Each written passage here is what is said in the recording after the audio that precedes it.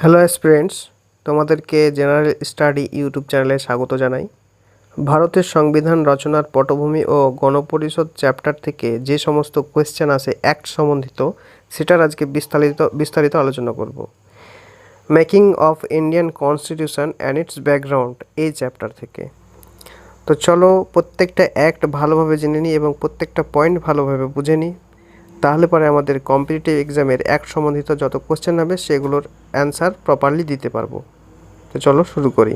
Growth of constitution মানে constitution কিভাবে হলো, কোন কোন অ্যাক্ট হয়েছিল তার আগে, সেগুলো কি সেগুলো জানবো।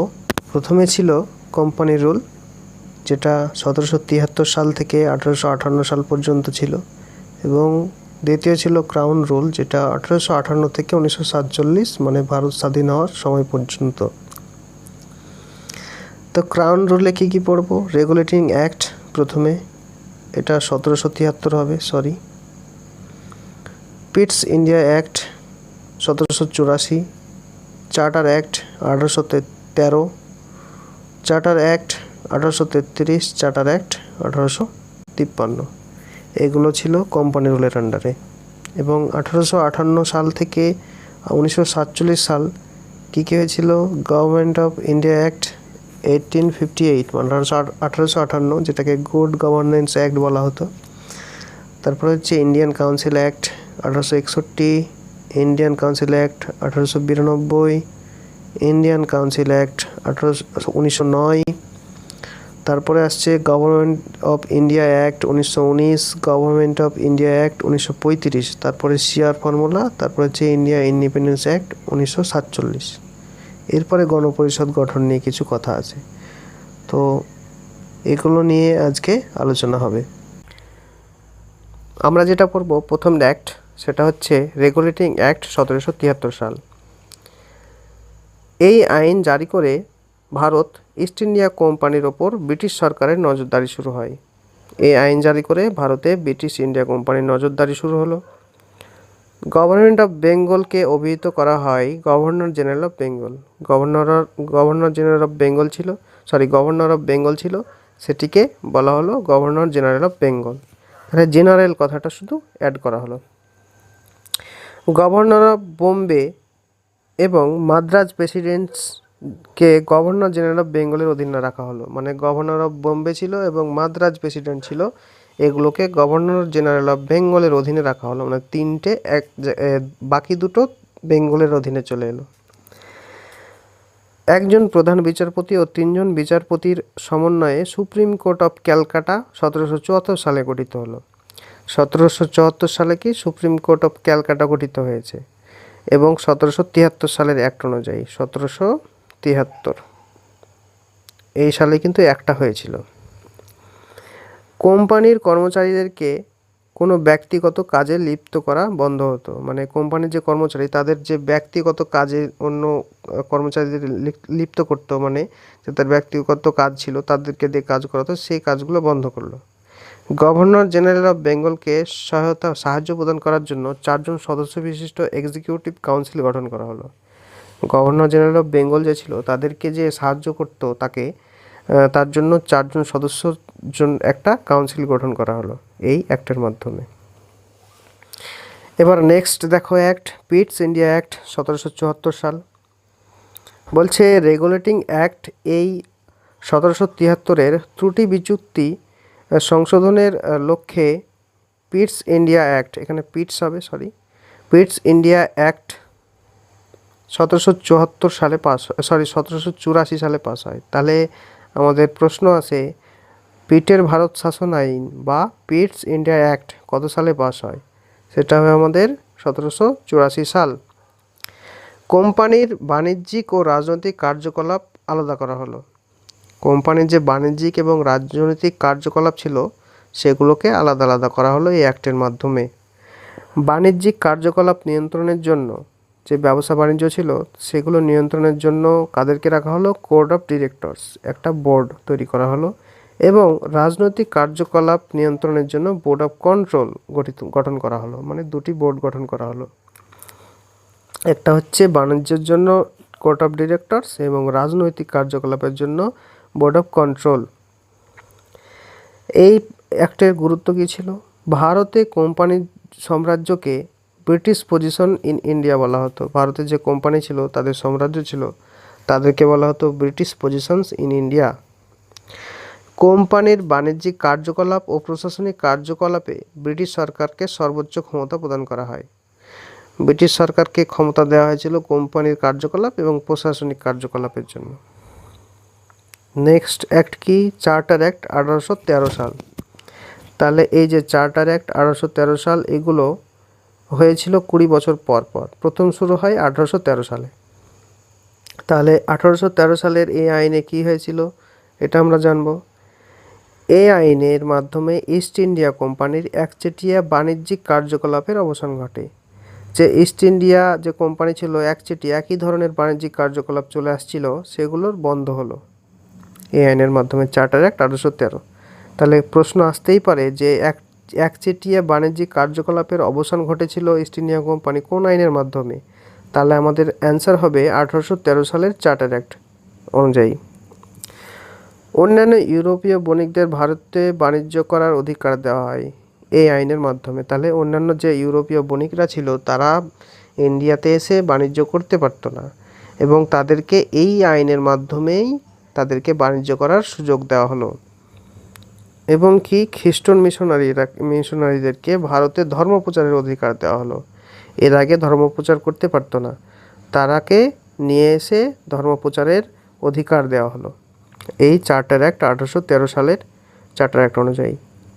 নেক্সট অ্যাক্ট এবার আসছে, দেখো 20 বছর পর, 1813 থেকে 1833 সাল চার্টার অ্যাক্ট, এটা সেকেন্ড চার্টার অ্যাক্ট হলো 1833 সালে।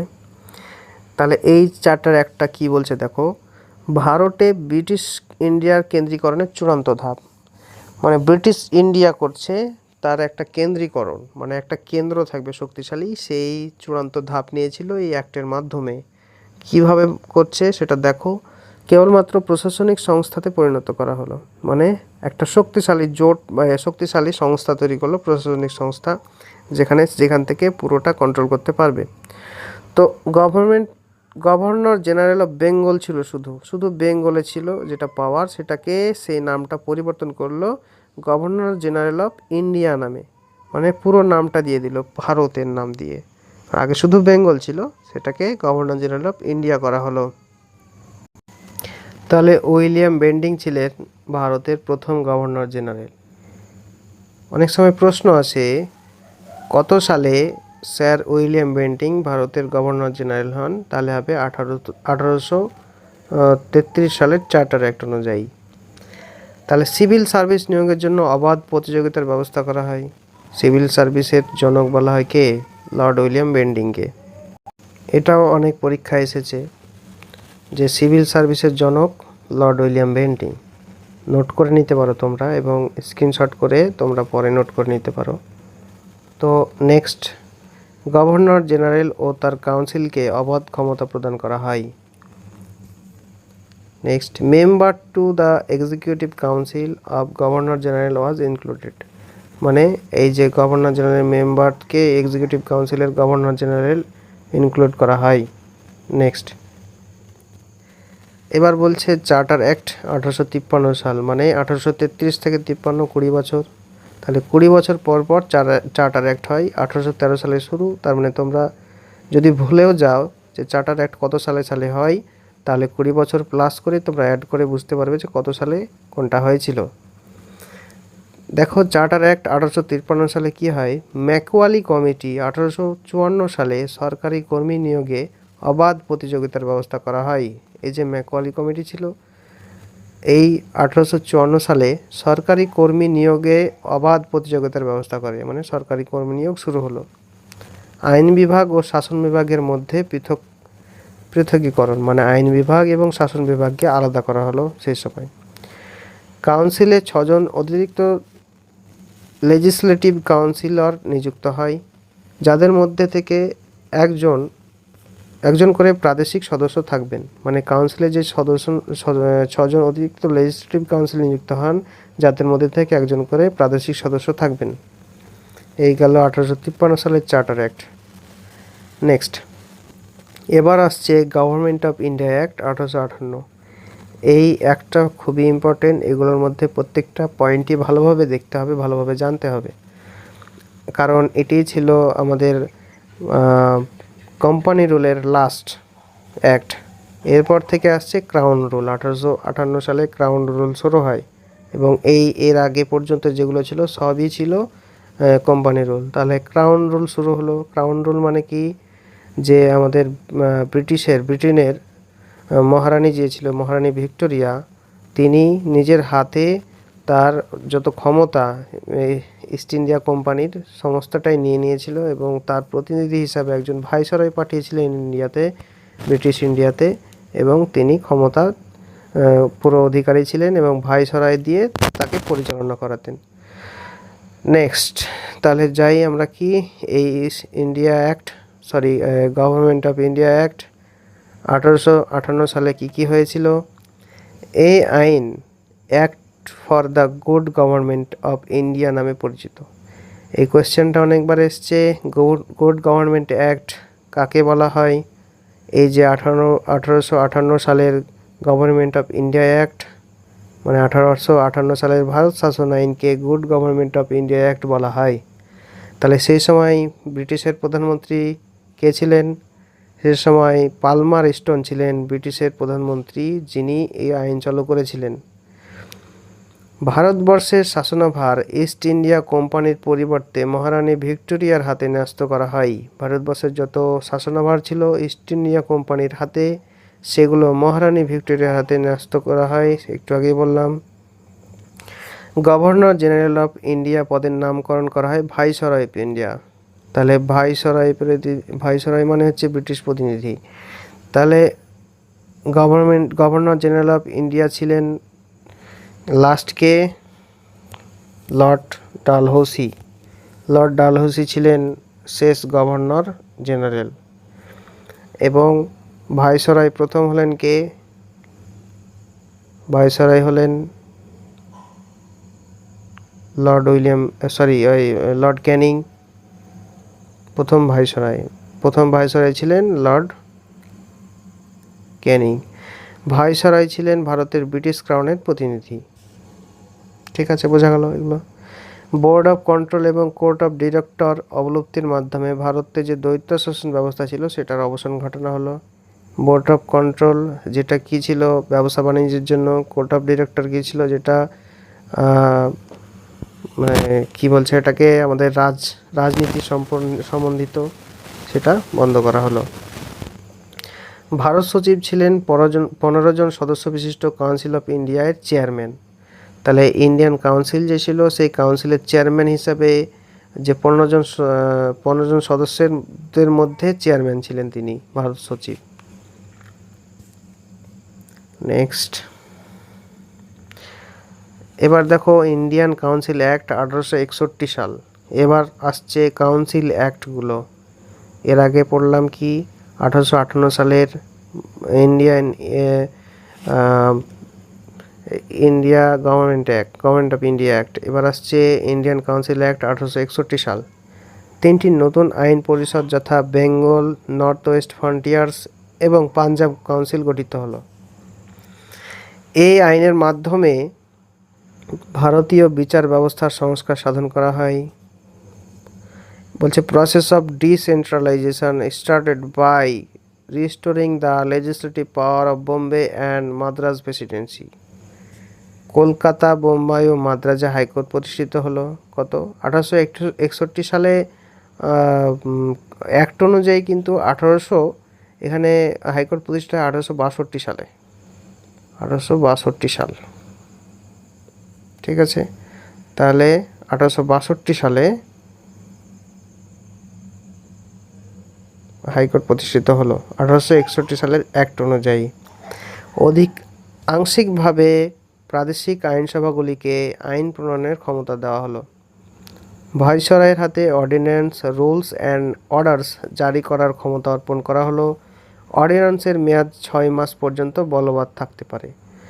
মানে যে আমাদের এখন অর্ডিন্যান্স জারি করার ক্ষমতা রয়েছে, সেই রকমই ছিল অর্ডিন্যান্স জারি করার ক্ষমতা ভাইসরয়ের হাতে। নেক্সট, এবার আমরা পড়ব ইন্ডিয়ান কাউন্সিল অ্যাক্ট 1892 সাল। এই আইনসভাকে বাজেট পর্যালোচনার ক্ষমতা প্রদান করা হয়। মানে এই ইন্ডিয়ান কাউন্সিল অ্যাক্টের মাধ্যমে আইনসভাকে বাজেট পর্যালোচনার ক্ষমতার যে আইন সেটা প্রদান করা হয়েছিল।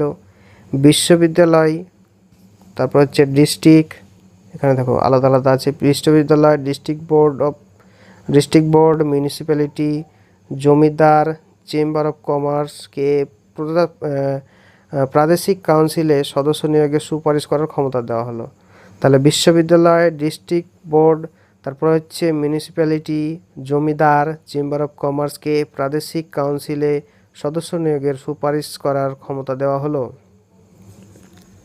এই ইন্ডিয়ান কাউন্সিল অ্যাক্ট 1892, মানে 1892।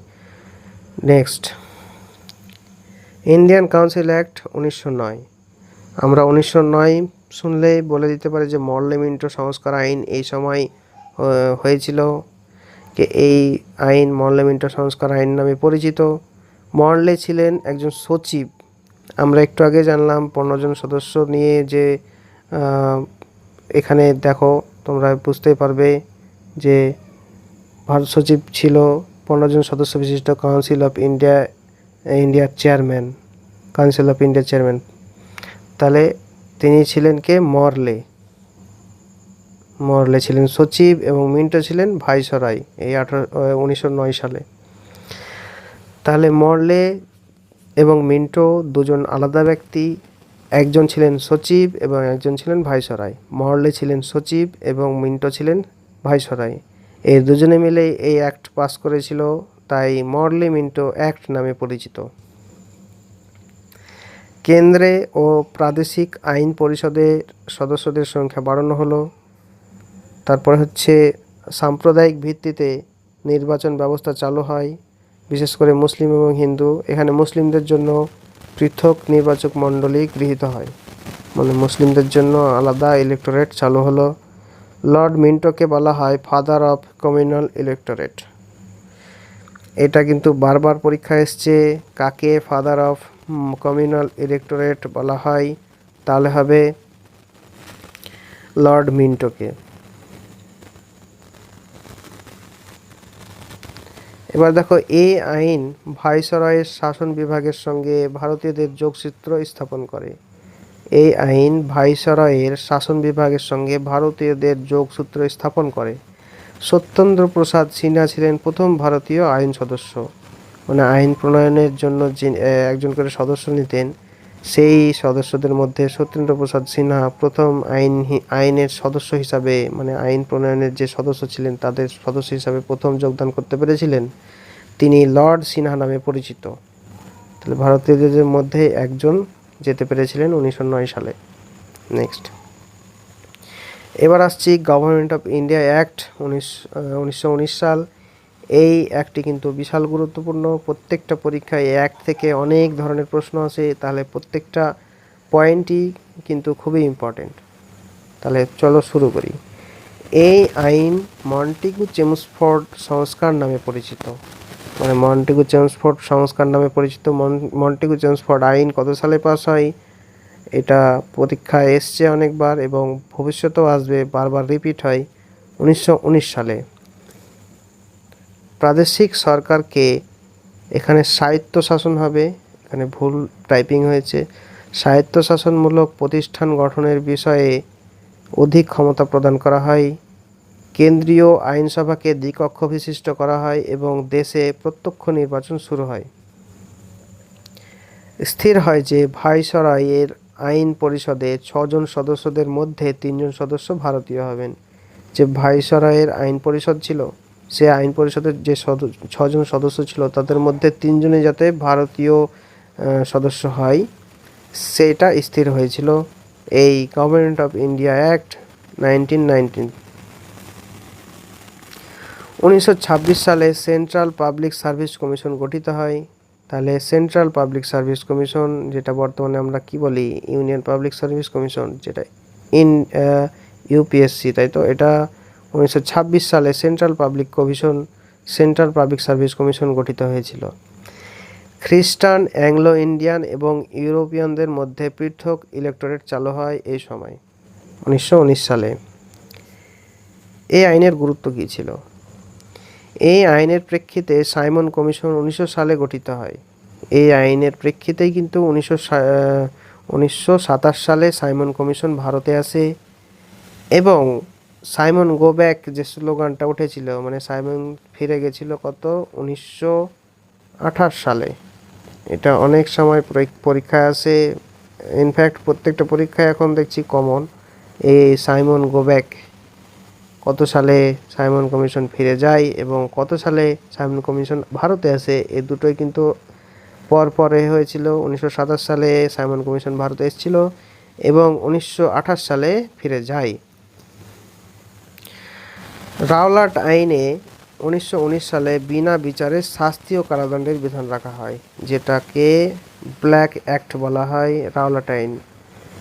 এখানে বোঝা যাচ্ছে যে কীরকম অত্যাচার হয়েছিল। বিনা বিচারে শাস্তি ও কারাদণ্ডের বিধান মানে বিশাল বড় একটা কালো অ্যাক্ট, যেখানে মানুষকে, ভারতীয়রাকে বিনা বিচারে শাস্তি এবং কারাদণ্ড দিতে পারত। এটাকে ব্ল্যাক অ্যাক্টই বলা চলে। তাহলে 1919 সালে রাওলাট অ্যাক্ট হয়েছিল এই সময়তেই। নেক্সট, এবার আসছি আমরা গভর্নমেন্ট অফ ইন্ডিয়া অ্যাক্ট 1935 সালে। এই 1935 সালের অ্যাক্ট অনুযায়ী আমাদের ভারতের সংবিধানের বেশিরভাগ অংশটাই নিয়ে নেওয়া হয়েছে। তো দেখি এই অ্যাক্টের মাধ্যমে কি কি হয়। প্রদেশ এবং প্রিন্সলে স্টেটগুলিকে নিয়ে অল ইন্ডিয়া ফেডারেশন গঠিত হয়। প্রদেশ এবং প্রিন্সলে স্টেটগুলিকে নিয়ে, প্রিন্সলে স্টেট এবং প্রদেশগুলিকে নিয়ে অল ইন্ডিয়া ফেডারেশন গঠিত হলো। বলছে কেন্দ্রীয় প্রাদেশিক সরকারের মধ্যে 3টি তালিকার মাধ্যমে ক্ষমতা বন্টন করা হলো। একটা ফেডারেলিস্ট ফর সেন্ট্রাল, যেটা কত ছিল 59টা items. Provincial list for provinces, যেটা 54টা আইটেমস ছিল। Concurrent list for the both, 36 items. আমাদের বর্তমানে যেটা বলি যে স্টেট লিস্ট, সেন্ট্রাল লিস্ট এবং দুটো মিলিয়ে যেখানে থাকবে। যেমন আমাদের এগুলোকে কিভাবে হয়, যেমন পরিবহন ব্যবস্থা স্টেট লিস্ট না সেন্ট্রাল লিস্টের মধ্যে আছে। তারপরে হচ্ছে স্কুল, কলেজ, এগুলো স্টেট লিস্ট না সেন্ট্রাল লিস্টের মধ্যে আছে। এই যে শিক্ষা ব্যবস্থা, এটা এই রকম যে, যেমন শিক্ষা ব্যবস্থা কি সেন্ট্রাল এবং স্টেট দুটোতেই আছে, তাই তো? সেন্ট্রালেরও আলাদা আলাদা স্কুল আছে এবং স্টেটেরও আলাদা আলাদা স্কুল আছে। এবং তাহলে বোঝা যাচ্ছে যে দুটো লিস্টেই দুটোতেই আছে, তার মানে এটা কনকারেন্ট লিস্টের মধ্যে পড়ে। সেই রকমই এখানেও ছিল। তাহলে প্রাদেশিক সরকারে দ্বৈত শাসন ব্যবস্থা তুলে দিয়ে প্রাদেশিক স্বায়ত্তশাসন চালু করা হয়।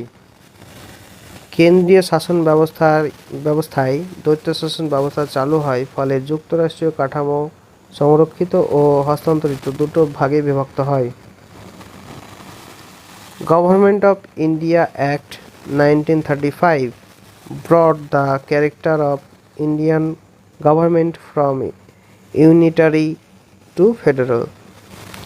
পিছিয়ে পড়া মহিলা ও শ্রমিক শ্রেণীর জন্য পৃথক নির্বাচনী ব্যবস্থা হয়। নেক্সট, কেন্দ্রীয় সরকারের মুদ্রা ও ঋণ নীতি নিয়ন্ত্রণের জন্য রিজার্ভ ব্যাঙ্ক অফ ইন্ডিয়া চালু হলো এই 1935 সালেই। এই 1935 সালে চালু হলো। কিন্তু এই যে রিজার্ভ ব্যাঙ্ক অফ ইন্ডিয়া, এটা কোন অ্যাক্টের মাধ্যমে হয়েছিল জানা আছে? কত সালে?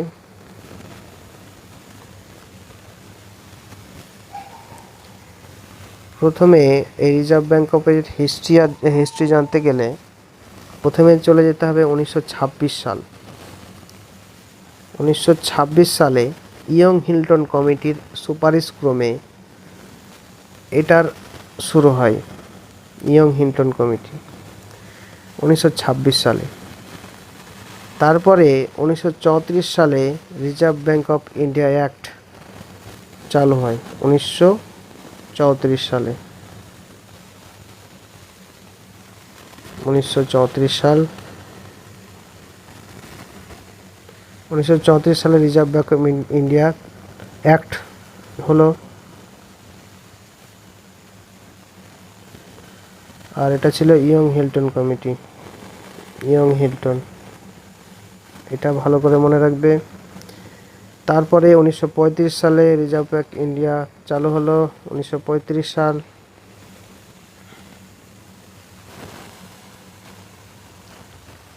তারপরে 1949 সালে রিজার্ভ ব্যাংক অফ ইন্ডিয়া জাতীয়করণ করা হয় 1949 সালে। নেক্সট, এখানে আরও কিছু পয়েন্ট আছে, সেটা হচ্ছে যে প্রভিন্সিয়াল পাবলিক সার্ভিস কমিশন গঠিত হয় 1935 সালে, যেটা সেন্ট্রাল পাবলিক সার্ভিস কমিশন গঠন হয়েছিল কত 1928 সালে। তাহলে প্রভিন্সিয়াল পাবলিক সার্ভিস কমিশন গঠিত হয় 1935 সালে। তারপরে হচ্ছে যুক্তরাষ্ট্রীয় আদালত এবং পরিবহন বিভাগ চালু হয়। এই আইনের ভিত্তিতে পরবর্তীকালে ভারতীয় সংবিধান রচিত হয়। মূল্যায়ন কি হলো? এই আইনে কোনো প্রস্তাবনাই ছিল না। এই আইনে নাগরিকদের অধিকার রক্ষার কোনো বিধান রাখা হয়নি, যেমন বর্তমানে আছে আমাদের রাইটস, সেই রাইটসগুলো ছিল না, মৌলিক অধিকার ছিল না। তারপর হচ্ছে সাম্প্রদায়িক নির্বাচন ব্যবস্থার বিচ্ছিন্নতাবাদকে উৎসাহিত করা হতো, মানে সাম্প্রদায়িক নির্বাচন ব্যবস্থা ছিল, তাদের বিচ্ছিন্নতাবাদকে উৎসাহিত করা হতো, যেটা খুবই bad. Next, government of India act 1935 এর আরও কিছু পয়েন্ট। ভারত শাসন আইন 1935 সালে জারির কারণসমূহ কী কী ছিল? সেই কারণ, সাইমন কমিশনের সুপারিশগুলি ভারতীয় শাসন ব্যবস্থার অন্তর্ভুক্তিকরণ করা হয়েছিল। গান্ধীজির আইন অমান্য আন্দোলন 1913 সালের জন্য বেশ কিছু ইফেক্ট পড়েছিল। 3টি গোল টেবিল বৈঠকে 1930, 31 এবং 32 সুপারিশগুলি প্রণয়ন করা। গান্ধী আরউইন চুক্তির বিষয়গুলির অন্তর্ভুক্তিকরণ। পুনা চুক্তির শর্তগুলি অন্তর্ভুক্তিকরণ। পুনা চুক্তি হয়েছিল গান্ধীজি এবং আম্বেদকরের মাধ্যমে 1932 সালে।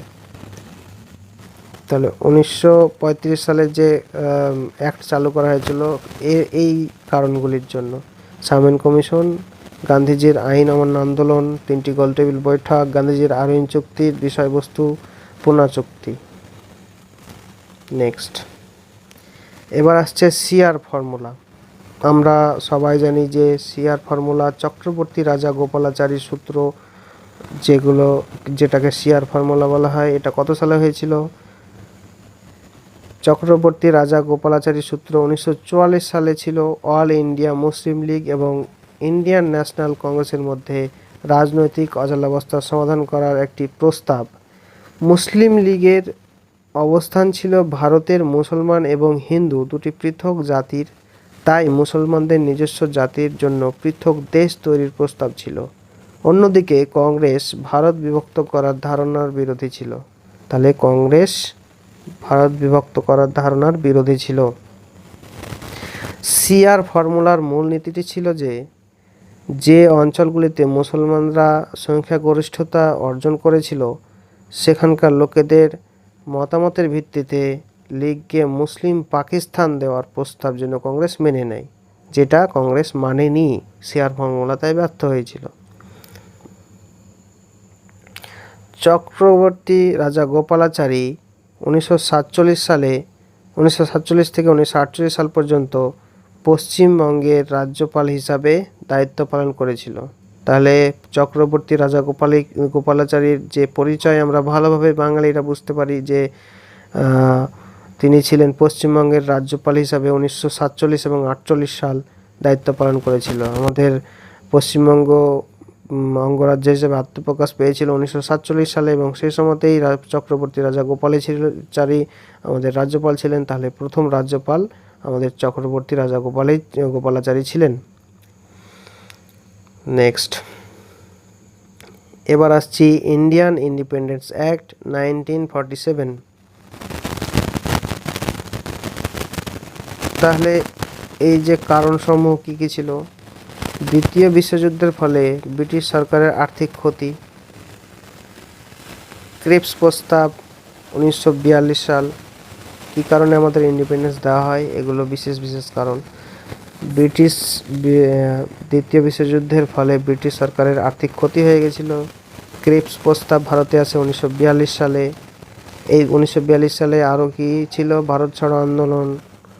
তারপরে হচ্ছে ক্যাবিনেট মিশন প্ল্যান 1946 সালে গণপরিষদের গঠনের জন্য প্রস্তাব করা হয়। ব্রিটিশ সরকারের বিরুদ্ধে নৌ বিদ্রোহ ও সামরিক বিদ্রোহ হয় 1946 সালে। এগুলো হচ্ছে ইম্পর্টেন্ট কারণ। এর বিষয়বস্তু কী ছিল? ব্রিটিশ শাসনের অবসান হলো। তারপর হচ্ছে 1947 সালে 15ই আগস্ট থেকে স্বাধীন ভারত ও সার্বভৌম দেশ হিসাবে ভারত আত্মপ্রকাশ করলো। নেক্সট তারপর হচ্ছে আরও কিছু পয়েন্ট। দুটি স্বাধীন দেশ ভারত ও পাকিস্তান গঠিত হলো। তারপরে বলছে secretary of state of India, এখানে ইন্ডিয়া হবে, এখানে ভারতটা এক্সট্রা লেখা আছে। পদের অবলুপ্তি ঘটে, মানে সেক্রেটারি স্টেটের যে সেক্রেটারি সেটা থাকবে না, সেই পদটার অবলুপ্তি হলো।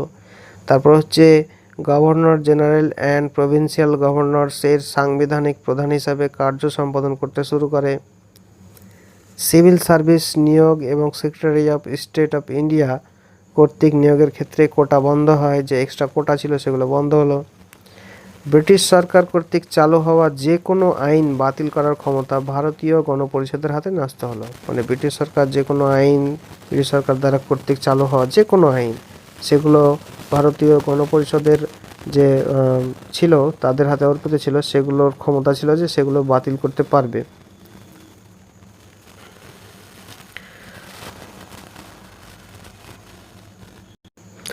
তাহলে crown ceased to be the authority, মানে ক্রাউনের কোনো কৃতিত্ব, মানে কোনো রকমের আর পাওয়ার ছিল না। ক্রাউন মানে ব্রিটিশ যে রানী ভিক্টোরিয়া বা ব্রিটিশদের যে সরকার, তাদের কোনো কৃতিত্ব ছিল না আমাদের এই ভারতে, মানে তাদের কোনো পাওয়ার ছিল না। ডোমিনিয়ন স্ট্যাটাস দেওয়া হলো, যে আমরা স্বাধীন, আমাদের একটা স্ট্যাটাস দেওয়া হলো যে আমরা স্বাধীন, আমরা এখন যা খুশি তা করতে পারি। তারপর হচ্ছে লর্ড মাউন্টব্যাটেন শেষ ব্রিটিশ গভর্নর জেনারেল এবং স্বাধীন ভারতের প্রথম গভর্নর জেনারেল। তাহলে ব্রিটিশ ভারতের শেষ গভর্নর জেনারেল যদি কে বলা হয়, অনেক সময় প্রশ্ন আসে, তাহলে হবে লর্ড মাউন্টব্যাটেন। ব্রিটিশ ভারতের শেষ গভর্নর জেনারেল, এখানে ব্রিটিশ ভারত যদি উল্লেখ করা থাকে শেষ গভর্নর জেনারেল, তাহলে অবশ্যই হবে মাউন্টব্যাটেন। এবং স্বাধীন ভারতের প্রথম গভর্নর জেনারেল বললেও সেই একই উত্তর হবে লর্ড মাউন্টব্যাটেন। স্বাধীন ভারতের প্রথম গভর্নর জেনারেল যদি বলা হয় তাহলে হবে লর্ড মাউন্টব্যাটেন। এবং যদি বলা হয় স্বাধীন ভারতের প্রথম ভারতীয় গভর্নর জেনারেল কে ছিলেন, তাহলে হবে চক্রবর্তী রাজাগোপালাচারী।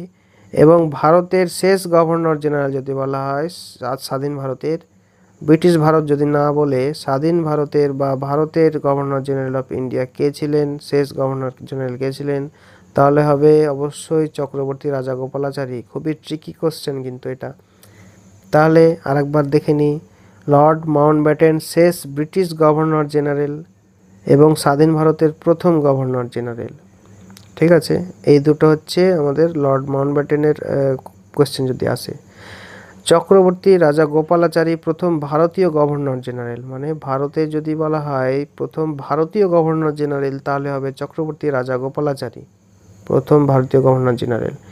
আবার তিনি সর্বশেষ গভর্নর জেনারেল। সর্বশেষ গভর্নর জেনারেল যদি বলা হয় তাহলে হবে চক্রবর্তী রাজাগোপালাচারী।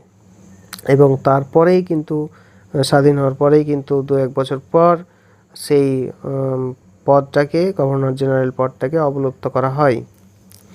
সমালোচনা। ভারত স্বাধীন হলো কিন্তু দেশ দুটি ভাগে বিভক্ত হয়ে গেল। তাহলে ভারত স্বাধীন হলো ঠিকই, কিন্তু ভারত এবং পাকিস্তান দুটি দেশ হিসেবে ভাগ হয়ে গেল। ভারতের স্বাধীনতা অর্জন বিলম্বিত হলো, যে ভারত তো স্বাধীন হলো কিন্তু আবার বিভক্ত হয়ে গেল, এটার বিলম্বিত হলো স্বাধীনতা অর্জনটা।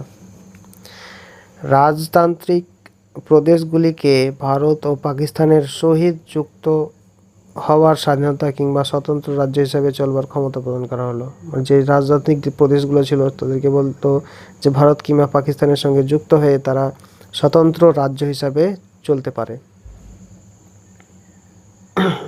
নেক্সট বলছে গণপরিষদের প্রতিনিধিত্বের বন্টন। কিভাবে গণপরিষদ গঠন হলো এবং কিভাবে ভারতীয় স্বাধীনতার জন্য সংবিধান লেখা হবে সেগুলো নিয়ে আলোচনা হবে। তাদের যে একটা সদস্য নিয়ে তাদের সেই সদস্য নিয়ে একটা মিশন, ক্যাবিনেট মিশন যেটা নাম দেওয়া হয়েছিল, সেটার আসন সংখ্যা কীভাবে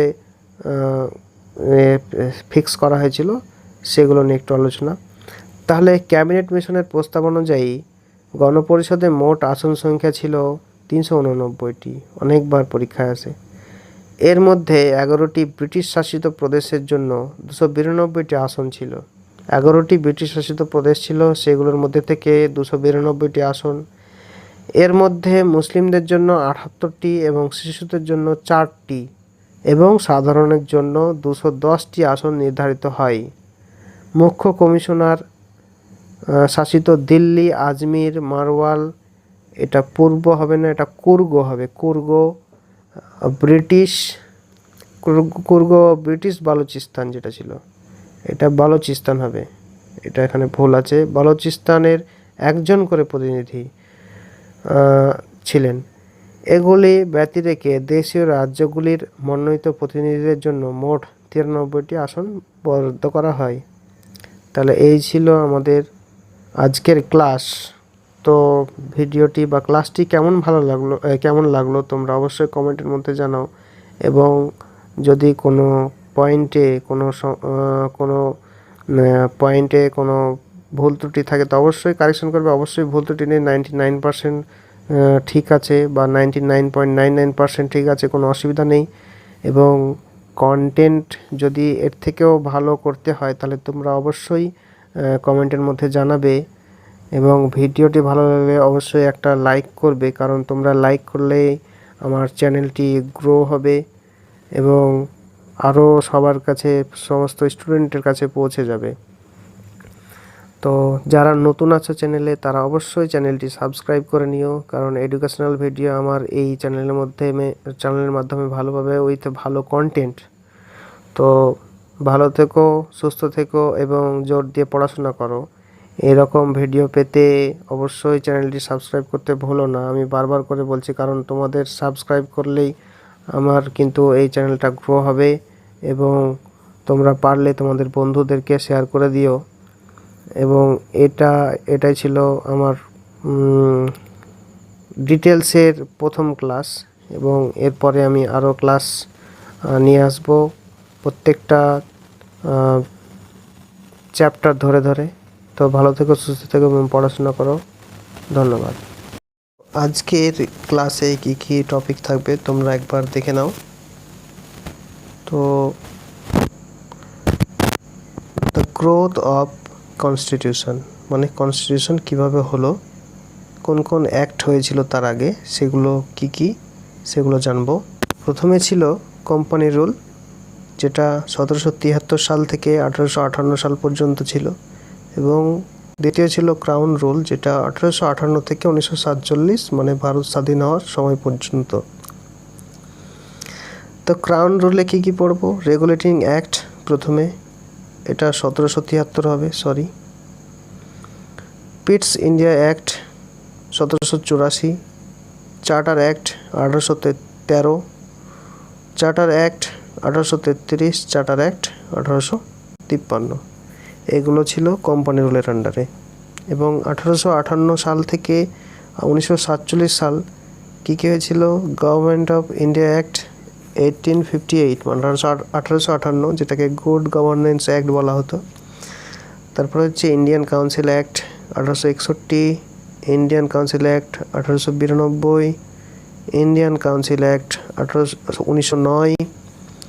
তারপরে আসছে government of India act 1919, government of India act 1935, তারপরে সিআর ফর্মুলা, তারপরে হচ্ছে ইন্ডিয়া ইন্ডিপেন্ডেন্স অ্যাক্ট 1947। এরপরে গণপরিষদ গঠন নিয়ে কিছু কথা আছে, তো এগুলো নিয়ে আজকে আলোচনা হবে।